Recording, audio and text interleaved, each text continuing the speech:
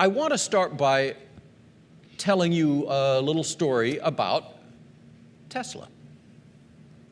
2 years ago, just 2 years ago, Tesla was dealing with a problem that car makers really don't like, which is cars bursting into flames. This is never a good thing, okay? This is just never good. So this was happening, okay? A Tesla Model S burst into flames in Washington State.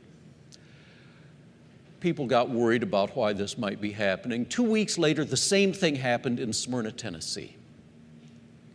Well, at that point, the federal regulators opened an investigation into this. And we all know how that goes. What happens is they conduct their investigation. It takes a long time. Eventually, they figure out the problem. Zillions of cars have to be recalled to the dealerships and fixed and then sent back. And it's a real hit to the reputation, and it's a huge financial hit to the company. Except that, none of that happened in this case.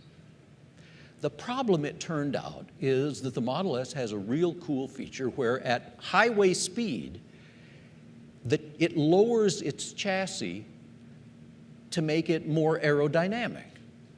Well, in that attitude, if it runs over a little piece of metal, like a bolt or something like that, and it jumps up and hits the undercarriage in just the wrong way, it can cause the battery pack to catch fire.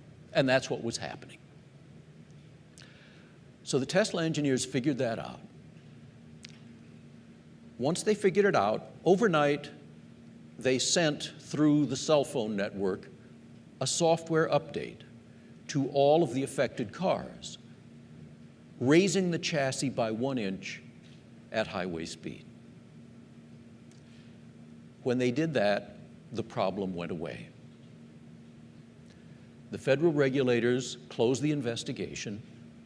There were no recalls. Problem solved. Now, this indicates a number of things. Using software in the mobile phone network, Tesla was able to avoid any possibility of a recall. They don't have any dealerships anyway. They have showrooms around the country where you can go test drive a car if you want. And then you order and configure your car online. Very simple. More broadly than that, the technology that Tesla uses, the electric car technology, is just fundamentally simpler than internal combustion technology. And thus, they can make their cars using fewer people and less capital than traditional incumbent car makers can. Now, when you combine all of those factors, here's what you get. General Motors, last time I looked, created about $1.85 of market value per dollar of physical assets. Tesla creates $11 of market value per dollar of physical assets.